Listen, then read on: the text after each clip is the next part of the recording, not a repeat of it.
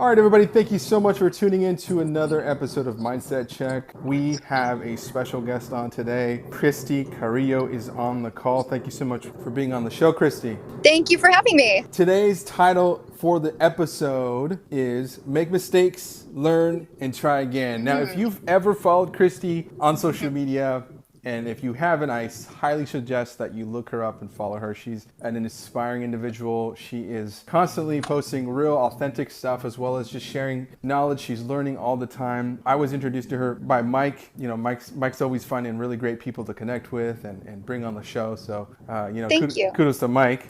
Yes. Yeah, so we're at this Ninja event at Aviara. You know, David and I were doing interviews with agents about what these agents' takeaways were from the first day or two of this Ninja event. I asked Christi to have a chat with us, and man, I was just really impressed with your presentation and your speaking skills, because not everybody is really good about jumping on camera these days. Oh, thank you. Appreciate that. Thank you. Yeah, so we're pumped to have you on. Just a real quick backstory. You know, that's how we met, and I'm glad we did. I wanted to share a story. I'm constantly reading like both of you guys, and I wanted to share a story because I've always been a guy about quality over quantity. But I read something that really created, a spark in my thinking today, which was there's this story that, again, Atomic Habits is a book I'm reading. It's by James Clear. Have you heard the book about the book, Christi? Yes, I've read it twice. I love it. Okay, perfect. So you're full aware of this story, but it really made me wake up to the fact that there's purpose behind quantity, and when it's approached correctly, like it can do wonders for you. So here's the story. There's this professor who teaches photography, right? So kind of up my alley as well. And he divided his class into two groups. So the first group was just going to be judged and graded by the quality of their work. So the quality of photos that they brought into class. The other group was graded on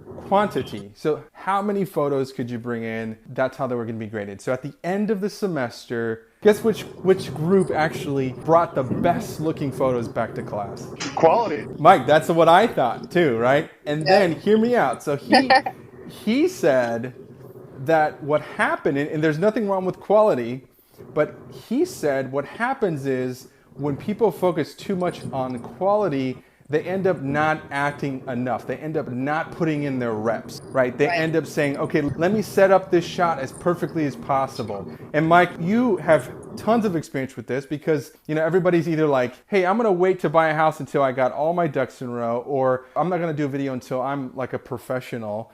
And what ends up happening is they never take action, right?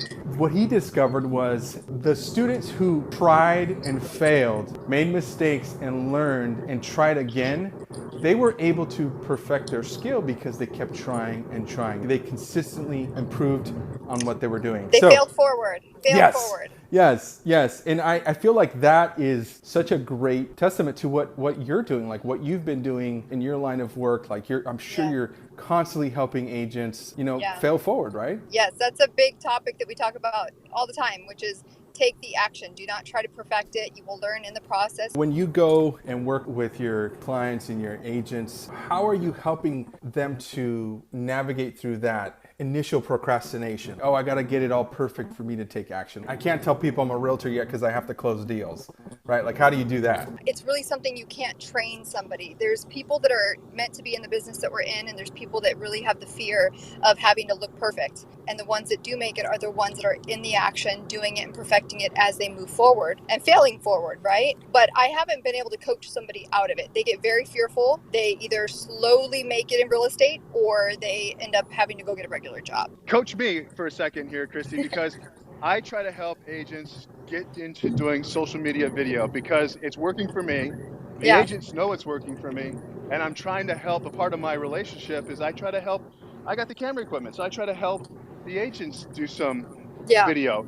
How do you ninja that? How do you get into their head to move forward? It's so hard. It's so hard. I've been on this topic too. It's funny that you say that. Okay, so video is where it's at, right? For social media, especially. What I tell people is you have to record it. Don't watch it. Don't worry about it being perfect. And half the time, I've even recorded it for them. The truth is, people want to see authenticity anyways. The more human you are, the better it is anyways. So if you stumble in your words or you stumble in what you're supposed to say, and it doesn't come out perfectly, that's actually okay. I even tell people, if you're filming yourself and your kids are in the background, that is okay. You want to be professional in the content that you're delivering, but you don't have to be perfect. And when you overthink it, it just never ends up happening. And then they watch themselves and they don't like the way they look. And I say, people are going to see you anyways. Who cares what you look like? Record it, don't watch it, post it, move on to the next one. That's awesome. Yeah, that Yeah. really is, It's and the that's fear why of I not like looking David. good. Well, it's the fear of not being perfect. And, that's why I like a lot of David's services to the agents and to me, is because he coaches us to how to make a regular video, and then he also gets employed by the agents to make the full-blown real estate corporate global standard video. And Right, right, he sometimes shares the video before the agents do, probably because he knows that the agents won't do it.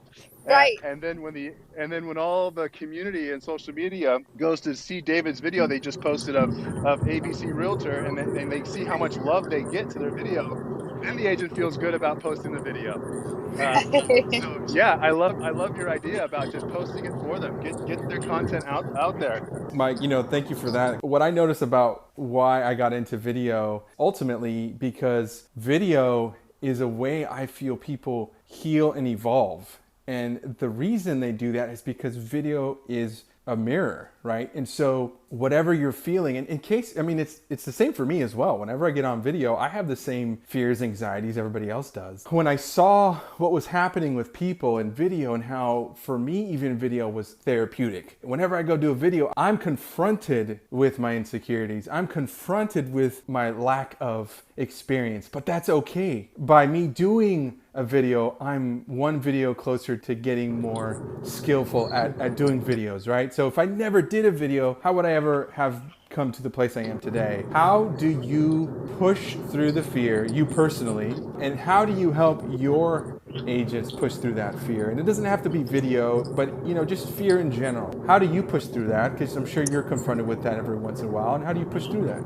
Personally, I would have to say I've just been born with something, but I'm fearful, or it gives me that uncomfortable feeling. I usually like to leap towards it versus away from it. So I've had that my entire life. It's just the way I'm wired. Powerful. But what I get pleasure, what I get pleasure out of is definitely helping people take that leap. And usually it's a lack of self-confidence or the desire that we all have, which we're programmed for, which is to look good, sound good, and be accepted, right? So when you get people through the fact that they need to remember nobody's really thinking of you anyways, nobody's judging you. Those are stories we all make in our head. Once somebody's actually coachable and they can take it for what it is and walk in that way, then it's powerful. But the only thing I could do is provide them with information and hope that they're willing to be coachable. That's all I can do. I can't really force somebody to do it. There are a few that have been very coachable that I've worked with. It's changed their lives. I mean, I even have an agent down in Palos Verdes who did a lot of online leads, and these people would constantly ghost him. And he had no rapport with them. They were online. They would talk to him, and he'd send them properties. They were in dialogue, and all of a sudden they'd be gone. He's like, what the hell happened? He's left wondering.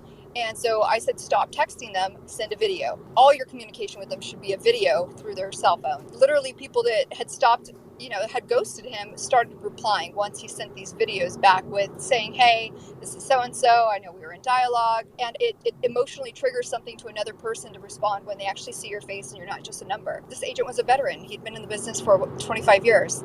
So as long as people are coachable and they're willing to be uncomfortable, it's life-changing. What is your ideal agent to coach? Is it someone that is peaked or plateaued and can't find their way out of that plateau? Mm-hmm. Or do you like to find agents that are in a slump, that need a slump buster and take them to the next level? Okay, it's a great question. I get joy out of all of it. But I would have to say my two favorite. One is helping agents break through their own ceilings. There's that typical agent that can't break through that 30 million point, right? And then they need to make it to 60 and 70 and 80.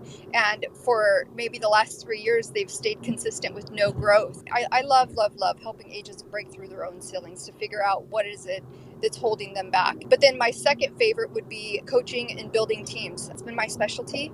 Build massive teams. I help find and identify talent, and I help them put their systems and tools in place and kind of help them become a fine oiled machine. But then there's also that great aspect of taking on a brand new agent that has the talent and has that hunger, right? That drive that you can't teach, and watching them just go in and kill it. I don't know. I love all of it. I love just knowing I'm part of a bigger a bigger picture. Yeah, you Feel could. that fire, David? You feel that fire? I hear it, I feel it, I see it. I can, I envision it while she's driving. She's smiling. She's on I fire. am. I love it. Two questions, and then we'll wrap up. That way, people can get their fuel for the day and then move on and like we say, take action. Question one, and I'll follow up with my next question is: what makes somebody coachable? And if I want to be coachable, what's one attribute that makes me coachable?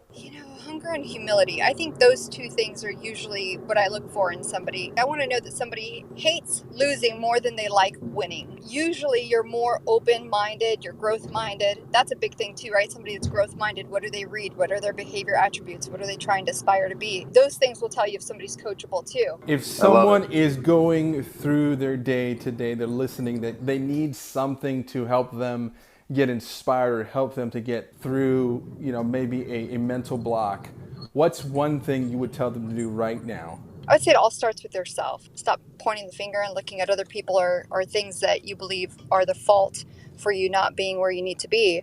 I would say it all starts from within. So do anything and everything possible to pour into yourself. So usually that's podcasts, reading, conventions, right? That kind of stuff. So I would say focus on their self-growth versus pointing the finger at other people if they're in a slump. Beautiful. Okay, and then give us a quick sneak peek into your life. How do you prime yourself for the day? So I'm a huge Tony Robbins fan and Jim Rohn. So I'm constantly listening to those two, and I go to his events all the times. I believe that mindset is everything, but I also believe that people forget that your mind can be tricked, right? We talked about this in Ninja. So for me, my day always starts with a radical physiology change. So if I wake up, I always start, of course, with making my bed. For a long, long time, I did the whole gratitude thing. I'm going back to it. I love that. But I usually start with pumping my music extremely loud. Pitbull, I don't care if I'm tired and I'm wiping my eyes. You got to change your physiology.